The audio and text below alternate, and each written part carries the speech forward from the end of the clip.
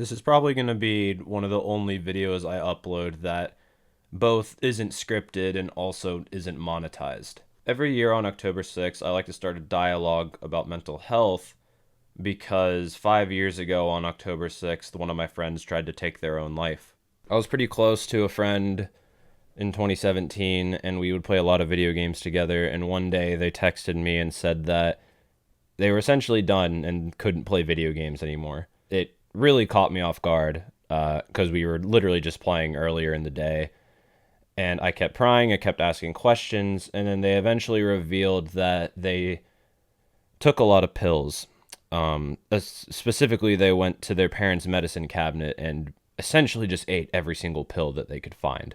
I called the police, and thank God for Snap Maps, I was able to basically look at his current location on Snapchat and lead the police to that location. The police pretty much found my friend completely passed out, parents weren't home, and they took them to the hospital, and my friend stayed there for 3 days.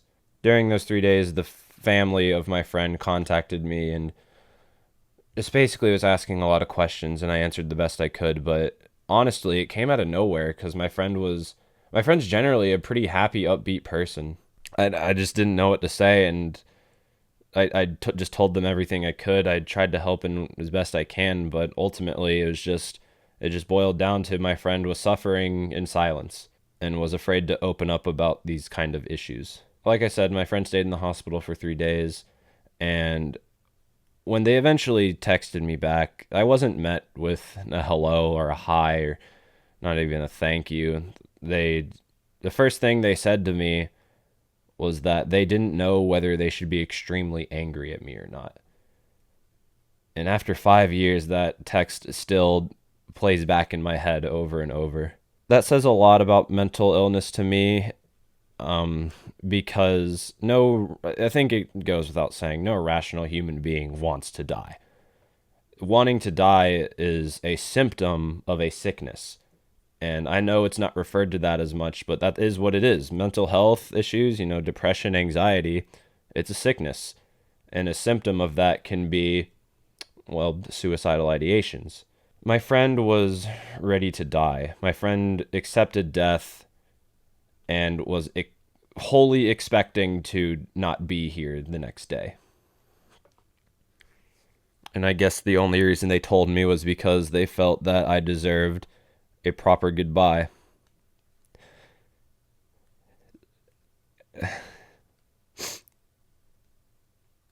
We've kind of fallen apart as friends over the past years, but it helps knowing that my friend is in a much happier place now than they were on that day 5 years ago. They still haven't told me whether they were happy that I called the police, but I'm not sure if it's the proper place to ask, especially since we aren't nearly as close, and I'll probably never know. But I like to think that ultimately my friend was thankful that I did that because they seem much happier now.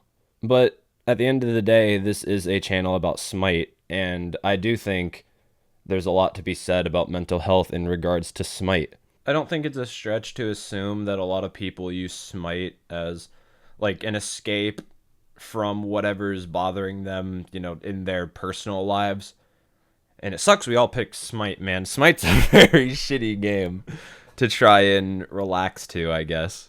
Especially because all it takes is one fucking asshole to just be a dickhead for an entire game to either ruin your good day that you were having or make your day worse.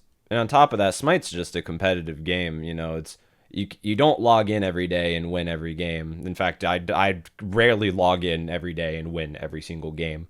It's not a fucking Animal Crossing game where you just log in. You can rarely have a bad day on that game. Sometimes that's just the nature of things where you log in and you'll lose every game and it sucks. But, as Smite is a competitive game, you can't control that. But what you can control to an extent is the environment in which you're playing Smite in. I know I've had to cut a lot of friends off either due to them just being really toxic or just overall negative. I'm not a I'm not the most positive person, but at the same time, I do try to look at the positive sides of things. And I have a lot of friends where, like, even if we were winning, they were still, like, negative. Like, oh, I can't believe Hi-Rez did this decision. Like, they could be having such a good day, and they're still finding some way to be negative. And I just don't know how people can live like that. So, personally, I've tried to surround myself with people that make me laugh and can be positive. Not saying if like somebody's negative around me, I'm immediately shutting it down. It's just like when it's constant, like all the goddamn time, it just brings me down too. So I've tried to surround myself with overall positive people.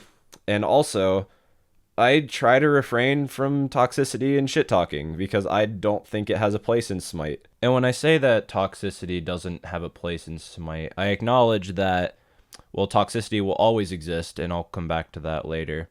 But also, I acknowledge that nobody's perfect, and people fuck up and slip up, including myself. I really do try to refrain from toxicity, and toxicity is very vague because what's toxic to one person might not be to somebody else. But I feel like most people have a general guideline of what's universally accepted as toxic and not. And again, I know I'm not perfect. I know you, the viewer, whoever's watching this, isn't perfect, and we've all slipped up at times.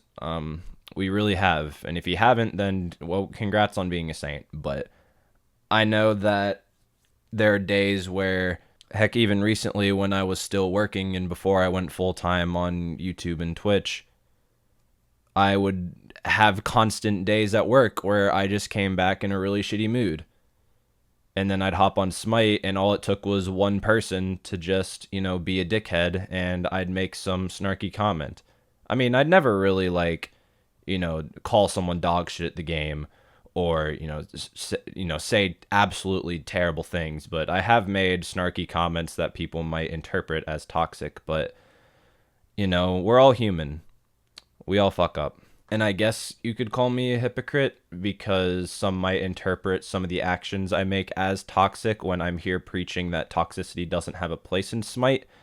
But at the end of the day, I acknowledge it, and I am actively trying to better myself, as should everybody else, in my opinion. There are times when I say toxicity has no place in Smite where I'm met with one of two pieces of backlash. The first one being what I touched on earlier, is that toxicity will always exist in video games, and I don't know the point people are trying to make with this. That doesn't really contradict my statement. It seems like people just use that to try and justify their own toxic behavior, which just doesn't make sense because toxicity is toxicity regardless of how toxic a community is. And Jesus Christ, after this video, toxic isn't going to seem like a word. The other one is when people say toxicity or shit talking is fun. And I can understand that when it's between two friends. Some of my friends and I, 80% of our conversations are us shit talking each other, and that's why we love each other, because we understand each other to where we can make these jokes and we can shit talk each other, and it's okay. We both have a mutual understanding of this. But when I think it's absolutely not okay is when it's people you don't know. Every time you load into a Smite game, you are going to play with people, unless it's a custom game, you are going to play with people that you do not know.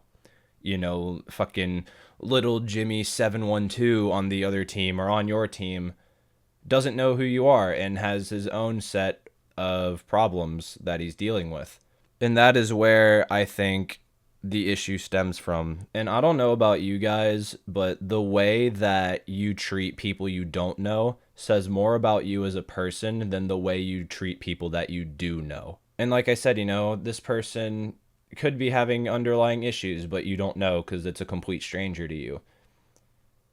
So even if they're going 0-12 or just completely ruining the game, losing the game for your team, I either try and, help out or just shut my mouth, because believe it or not, shit talking your bad teammates doesn't make them play better. It really doesn't. It only has negative effects on people. And again, I touched on this earlier, a lot of people play Smite to unwind after whatever is bothering them outside of the Smite world. and it would just suck for them to play their comfort game and then is immediately met with toxicity. So that's the main reason why I try to refrain myself from engaging in that behavior. I guess I don't really have much else to say. Just check up on your friends if you haven't in a while. It could really go a long way, and you don't want to risk the chance of, worst case scenario, losing somebody that is struggling and you weren't there to help. So yeah, thank you guys for watching.